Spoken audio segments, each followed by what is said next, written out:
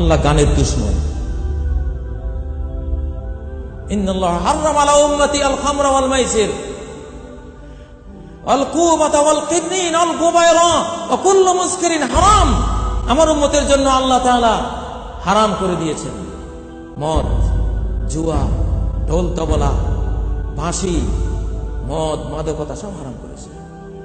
শিল্পীতে দেশ ভরে গেছে এইসব গান শিখি।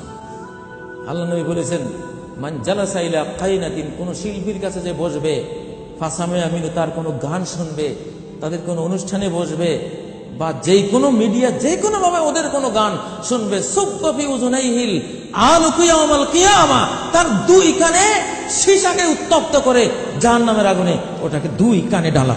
শোন, তোর গান ভালো লাগছে না, সিরিয়ালের গান, তোর এখন গান শোনা, একেবারে সীসাকে জাহান্নামের আগুনে গরম করে দুই কানে ঢেলে দেয়া। যখন ওই গরম সীসা কানে ঢালা হবে, কোন শিল্পীর গান টানের কোনো অস্তিত্বই তখন মনে থাকবে না। মনে আসবে, আরে কেন শুনলাম। আল্লাহ তাআলার কাছে আপনারা গান বাদ্য বাজা থেকে তওবা করুন।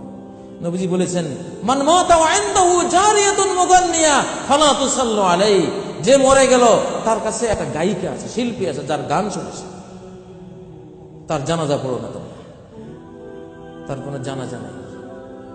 এক লোক রাত্রে গান বাজনা করতেছে, নবীজি শুনে বললেন, লা সালাতা লাহু, লা সালাতা লাহু, লা সালাতা লাহু, এই লোকের জানাজা নাই, এই লোকের জানাজা নাই, এই লোকের জানাজা নাই। আল্লাহ তাআলা আমাদেরকে এসব পাপাচার প্রতিরোধ করে ভূমিকম্প থেকে বাঁচার তৌফিক দান করুন।